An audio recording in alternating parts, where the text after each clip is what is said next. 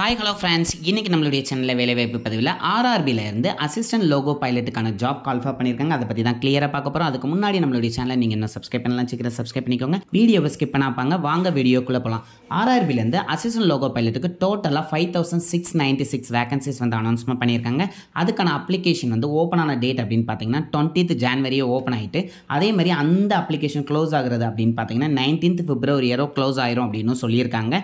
அது மட்டும் இல்லாமல் நீங்கள் அப்ளிகேஷன் ஃபில் பண்ணும்போது ஏதாவது எரர் பண்ணியிருந்தீங்க அப்படின்னா அதை கரெக்ட் பண்ணுறதுக்கு உங்களுக்கு செப்பரேட்டான டேட் கொடுக்குறாங்க. அதாவது 20th பிப்ரவரியிலேருந்து 29th பிப்ரவரி வரை அந்த டைம் இருக்கிறதுனால நீங்கள் கொஞ்சம் குயிக்காக பண்ணிக்கோங்க. எரர் கரெக்ஷன் பண்ணாலும் நம்ம வந்து அதை கரெக்ட் பண்ணதுக்கு டேட் இருக்குது. ஸோ அதனால் கவலைப்பட வேண்டாம். அண்ட் இந்த போஸ்ட்டுக்கான சேலரி டீட்டெயில் அப்படின்னு நீங்கள் பார்த்தீங்க அப்படின்னா உங்களுக்கு 19,900 வந்து இனிஷியல் பேமெண்ட்டாக கொடுக்குறாங்க. அதுக்கப்புறம் அலவன்சஸ் அது இதுன்ட்டு உங்களுக்கு இன்க்ரீஸ் ஆகிறதுக்கு நிறைய சான்சஸ் இருக்குது அப்படின்னு சொல்கிறாங்க. அதுக்கப்புறம் இந்த போஸ்ட்டுக்கான ஏஜ் லிமிட் என்ன அப்படிங்கிறத பார்த்துடலாம். 18லேருந்து 30 இயர்ஸ் வரை எல்லாருமே அப்ளை பண்ணலாம் அப்படின்னு சொல்கிறாங்க. அதே மாதிரி ஆஸ் பர் ரூல்ஸ் மாதிரி ஏஜ் ரிலாக்ஸேஷனும் உண்டு. நீங்கள் எஸ்சி அண்ட் எஸ்டி கேண்டிடேட்ஸாக இருந்தீங்கன்னா உங்களுக்கு 5 இயர்ஸும், ஓபிசி கேண்டிடேட்ஸாக இருந்தீங்கன்னா 3 இயர்ஸும் உங்களுக்கு கொடுப்போம்னு சொல்லியிருக்காங்க. அதே மாதிரி எக்ஸ் சர்வீஸ்மேனுக்கும் வந்து மேக்ஸிமம் 8 இயர்ஸும், அதே மாதிரி ஓபிசி கேண்டிடேட்ஸ்னால் 6 இயர்ஸும், அண்டர் சொல்ல வரீங்கன்னா உங்களுக்கு 3 இயர்ஸும் ஏஜ் ரிலாக்ஸேஷன் கொடுக்கும் அப்படின்னு சொல்லியிருக்காங்க. அண்ட் இந்த ஏஜ் லிமிட்டுக்கு உங்களுடைய டேட் ஆஃப் பர்த் நம்ம சொல்லக்கூடிய டேட்டுக்கு முன்னாடி இருக்கக்கூடாது. அதை மட்டும் நோட் பண்ணிக்கோங்க. இப்போ நீங்கள் அப்பர் ஏஜ் லிமிட்டாக உங்களுக்கு என்ன இருக்கணும் அப்படின்னா, நீங்கள் அன்ரிசர்வ்டில் வரீங்க அப்படின்னா உங்களுடைய டேட் ஆஃப் பர்த்தை பற்றில 2 ஜூலை 1994க்கு முன்னாடி இருக்கக்கூடாது. அதே மாதிரி ஓபிசியில் இருக்கீங்கன்னா 2 ஜூலை 1991க்கு மேலே இருக்கக்கூடாதுன்னு சொல்லியிருக்காங்க. அதே நீங்கள் எஸ்சி எஸ்டி கேண்டிடேட்டாக இருக்கீங்கன்னா 2 ஜூலை 1989க்கு மேலே இருக்கக்கூடாது அப்படிங்கிறதையும் சொல்கிறாங்க. ஸோ அதனால் கொஞ்சம் கிளியராக பார்த்துக்கோங்க. அண்ட் இந்த போஸ்ட்டுக்கான எசென்சியல் குவாலிஃபிகேஷன் என்ன இருக்கணும் அப்படிங்கிறதையும் நம்ம பார்த்துடலாம். இதுக்கு வந்து நீங்கள் நார்மல் மெட்ரிகுலேஷன் முடிச்சிருந்தா போதும், அல்லது எஸ்எல்எல்சி பாஸ் ப்ளஸ் வந்து ஐடிஐ முடிச்சிருக்கணும். அப்படி இல்லை அப்படின்னா எஸ்எல்எல்சி ப்ளஸ் டிப்ளமோ முடிச்சிருக்கணும் அப்படின்னு சொல்கிறாங்க.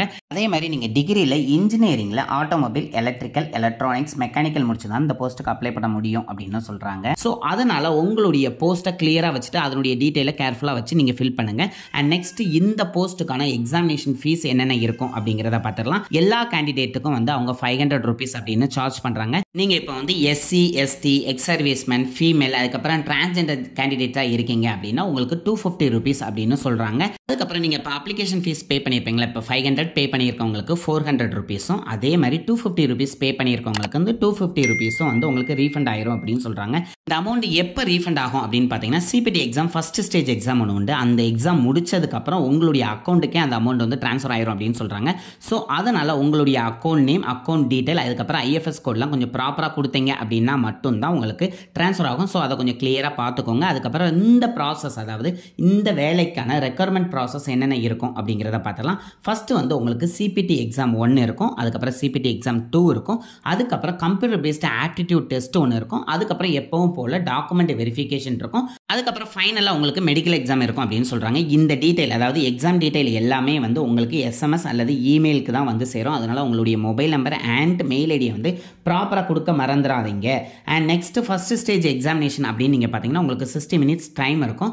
அதுக்கு வந்து 75 marks வந்து மேக்ஸிமம் கொடுப்பாங்க. அதே மாதிரி ராங் ஆன்சருக்கு தேர்டில் 1 mark ரெடியூஸ் ஆகும் அப்படின்னு சொல்லியிருக்காங்க. அதாவது 0.333 mark வந்து உங்களுக்கு ரெடியூஸ் ஆகும் அப்படின்னு சொல்லியிருக்காங்க. அண்ட் இதில் மினிமம் எவ்வளோ எடுக்கணும் அப்படின்னு பார்த்தீங்கன்னா, நீங்கள் அன்ரிசர்வ்டு கேட்டகரியில் வரீங்கன்னா 40%, ஓபிசி எஸ்சி கேட்டகரியில் வரீங்கன்னா உங்களுக்கு 30%, எஸ்டி கேட்டகரியில் வரீங்க அப்படின்னா உங்களுக்கு 25% வந்து எடுத்தால் போதும் அப்படின்னு சொல்கிறாங்க. அதேமாதிரி ஸ்டேஜ் 2 எக்ஸாமினேஷன் வந்து ஃபுல் அண்ட் ஃபுல் வந்து பார்ட் ஏ பார்ட் பி அப்படின்னு 2ஆக ஸ்ப்ளிட் பண்ணுவாங்க. உங்களுக்கு டைமை பொறுத்தவரை 2 hours 30 minutes இருக்கும் அப்படின்னு சொல்கிறாங்க.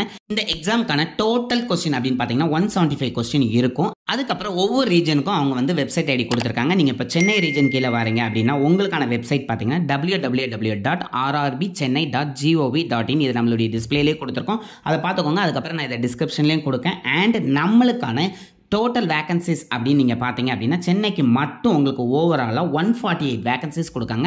அதில் அன்ரிசர்வ்டுக்கு 57 வேகன்சிஸும், எஸ்சி கேட்டகரிக்கு 33யும், எஸ்டிக்கு 15ம், ஓபிசி கேட்டகரிக்கு 29ம், இடபிள்யூஎஸ்க்கு 14 வேகன்சிஸும் இவங்க கொடுக்காங்க. அது மட்டும் இல்லாமல் எக்ஸ் சர்வீஸ்மேனுக்கு வந்து 15 வேகன்சிஸ் கொடுக்காங்க. ஸோ இதை நோட் பண்ணிக்கோங்க, குயிக்காக போய் அப்ளை பண்ணிங்க, லாஸ்ட் டைம் வரை வெயிட் பண்ண வேண்டாம். அது மட்டும் இல்லாமல் இதனுடைய அப்ளை பண்ணக்கூடிய லிங்க், அதுக்கப்புறம் நோட்டிஃபிகேஷன் எல்லாத்துலேயும் நம்மளுடைய சேனலோட டிஸ்கிரிப்ஷனில் கொடுக்கேன். நீங்கள் போய் நோட்டிஃபிகேஷனை கிளியராக ரீட் பண்ணிவிட்டு அதுக்கப்புறம் அப்ளை பண்ணுங்கள். அதில் ஏதாவது உங்களுக்கு டவுட் இருந்துச்சுன்னா கண்டிப்பாக எனக்கு கமெண்ட் பண்ணுங்கள், நான் உங்களுக்கு ரிப்ளை பண்ணுறேன். அண்ட் இந்த வீடியோவை நிறைய பேருக்கு ஷேர் பண்ணுங்கள். அண்ட் நீங்களும் சப்ஸ்கிரைப் பண்ணுங்கள், உங்களுடைய ஃப்ரெண்ட்ஸையும் சப்ஸ்கிரைப் பண்ண சொல்லுங்கள். நான் கொடுத்த கண்டென்ட் உங்களுக்கு பிடிச்சிருந்தா கண்டிப்பாக லைக் பண்ண மறந்துடாதீங்க. Thank you friends.